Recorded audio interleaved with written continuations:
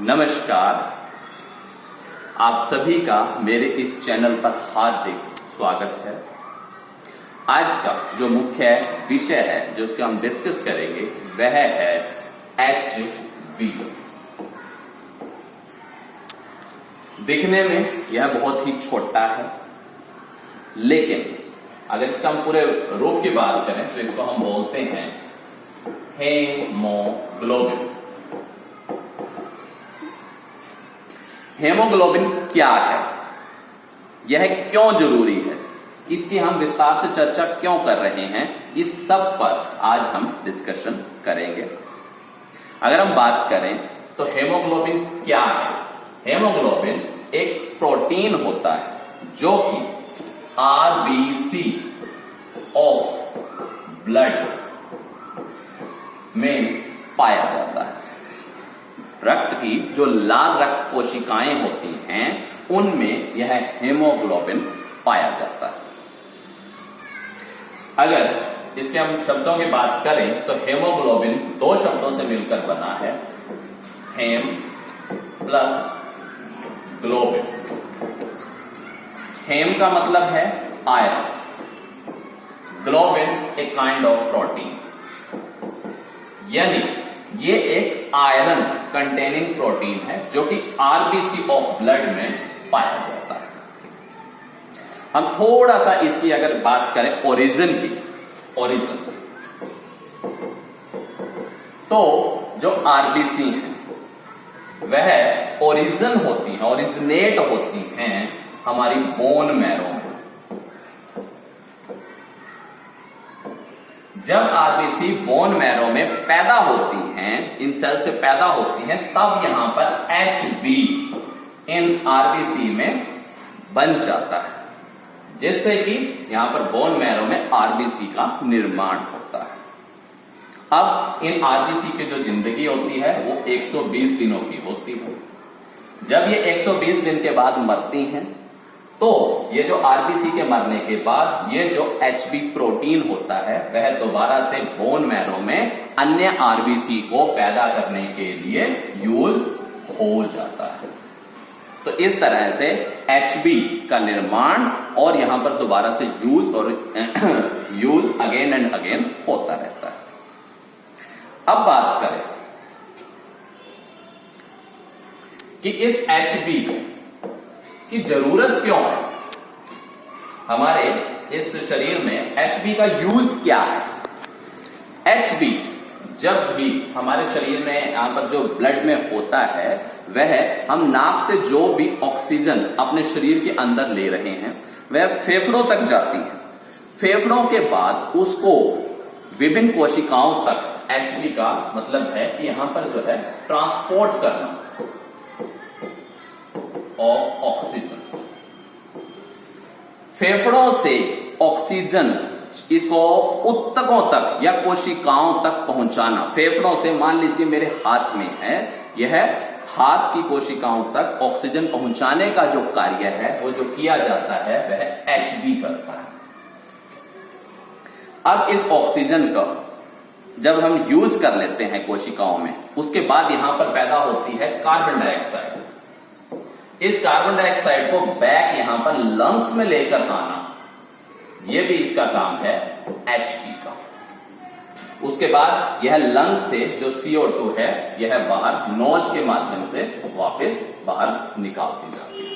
यानी सिंपली भाषा में कहें, ट्रांसपोर्ट ऑक्सीजन का बाहर से फेफड़ों से होता हुआ उत्तक तक पहुंचाना और उसके बाद उत्तक से ब्लड के माध्यम से फेफड़ों से होते हुए बाहर उस कार्बन डाइऑक्साइड को बाहर निकालना, बेसिकली इसका HB का मेन कार्य है।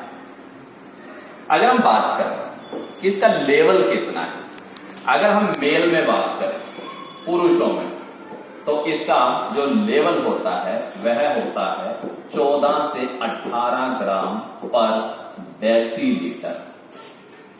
डेसीलीटर को थोड़ा और मैं अगर सिंप्लीफाई करना चाहूं तो आप इसे 100 ml ले सकते हैं। 100 ml तकरीबन आधा गिलास पानी जितना होता है, उसमें 14 से 18 ग्राम अगर आपका HB होता है तो ये यहां पर जो है ये इतनी रेंज इसमें मेल्स में होती है। और अगर हम फीमेल्स में बात करें, फीमेल्स में यह जो रेंज होती है वह होती है 12 से 16 ग्राम पर डेसीलीटर। अगर हम इस रेंज को याद नहीं रख सकते तो एक सिंपल सा हम यहां पर जो मैं अपना फॉर्मूला लेता हूं कि जो एवरेज हमारे बॉडी में इस HB का होना चाहिए वह है 10 से 15 ग्राम पर डेसीलीटर। सिंपल भाषा में हम इसको याद रख सकते हैं। अगर ये दोनों एक बॉर्डर लाइन हम मान सकते हैं, अगर HB 10 से नीचे हो जाए, अगर HB 10 से नीचे होना शुरू हो जाए तो यहां पर जो बच्चे हैं, बूढ़े हैं, व्यक्ति हैं, वो एनेमिक होने शुरू हो जाते हैं, एनीमिया के शिकार होना शुरू हो जाते हैं। ये एक तरह की बीमारी है जिसमें हमारे शरीर में रक्त कम बनता है, जिसकी अलग अलग प्रॉब्लम्स हो सकती हैं। और अगर HB 15 से ज्यादा होना शुरू हो जाए तो भी यहां पर जो खून है वो हम में बहुत ही कॉन्सेंट्रेट होना शुरू हो जाता है, कॉन्सेंट्रेट होना शुरू हो जाता है, गाढ़ा होना शुरू हो जाता है। इस गाढ़े होने के भी अलग से नुकसान है। हम 1 बाय 1 बात करते हैं। पहले हम इसकी बात करते हैं। अगर HB हमारा 15 से ज्यादा हो गया, इसको हम एक बार मिटा देते हैं।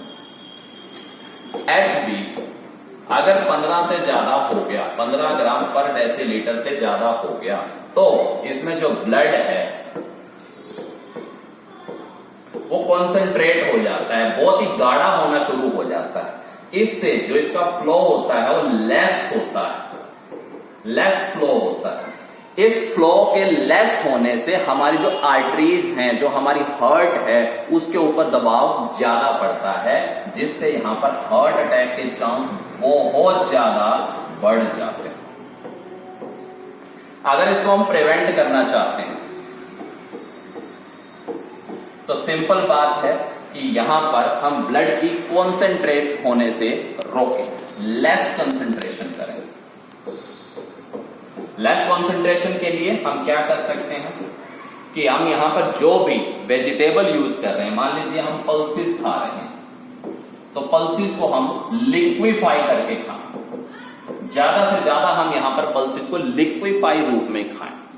सब्जियां हम खा रहे हैं, वेजिटेबल्स, उसकी हम यहां पर जो होता है, जो हम बोलते हैं तरी वाली सब्जी है, इस तरह से उसको लिक्विफिकेशन करके खाएं। फलों का हम सेवन कर सकते हैं, फ्रूट्स का। अगर आप नट्स को यूज करना चाहते हो वो भी हम कर सकते हैं, लेकिन वो भी यहां पर जो होता है, जैसे नट मिल्क बनाया जा सकता है, नट्स को हम लिक्विड फॉर्म में नट मिल्क के रूप में हम यूज कर सकते हैं। और इसमें यहां पर जो मेन बात है वो हम डेयरी प्रोडक्ट्स जो है, डेयरी प्रोडक्ट्स, वो या तो बिल्कुल बंद कर दें या फिर मिनिमाइज कर दें, बहुत ही कम से कम कर दें। इससे यह जो हमारा जो हाई जो HB है उसकी समस्या को रोका जा सकता है। अगर हम बात करें दूसरे, HB अगर कम हो गया है 10 mg 10 ग्राम पर डेसीलीटर, HB अगर कम हो जाता है 10 ग्राम पर डेसीलीटर से, तो इस स्टेट को हमने पहले ही बोला कि मैंने इसको बोला कि यहां पर इसको हम बोलते हैं एनीमिया। ये बहुत ही खतरनाक सिचुएशन होती है जिसमें हमारे शरीर में यहां पर जो ब्लड है वो 10 ग्राम से जब नीचे होना शुरू हो जाता है तो एनीमिक कंडीशन बहुत ही ज्यादा खतरनाक होती है। इसमें क्या होता है, जैसा कि आमतौर पे हम अपने स्कूल में भी बच्चों का अभी हाल ही में टेस्ट किया गया और उसमें यह पाया गया कि कई बच्चों में जो HB है वो 4 ग्राम भी पाया गया। इसका आखिर नुकसान क्या है? अगर HB यहां पर 10 से नीचे जितना जितना होना कम शुरू हो जाएगा तो उसका मतलब यह है, सीधी बात, कि जो ट्रांसपोर्ट है ऑक्सीजन का वो लेस होगा। या मैं ये कहूं कार्बन डाइऑक्साइड हमारे शरीर में ज्यादा जमनी शुरू हो जाएगी। इसका परिणाम क्या है कि हमें यहां पर जो है थकान होगी, भूख नहीं लगेगी, हमें कम एनर्जी रहेगी, कम ऊर्जा, हम थके थके रहेंगे, हमारा यहां पर जो होता है तनाव रहेगा, और क्या हो सकता है एंजाइटी की प्रॉब्लम्स हमारे शरीर में हो सकती है। इसके बाद हम डिप्रेशन के शिकार हो सकते हैं, या कई बार तो अगर हम ये कहें कि हम यहां पर सुसाइड तक का भी विचार कर सकते हैं। तो ये सिचुएशन बहुत ही ज्यादा खतरनाक है। चल रहा है, चल रहा है, ये पता है।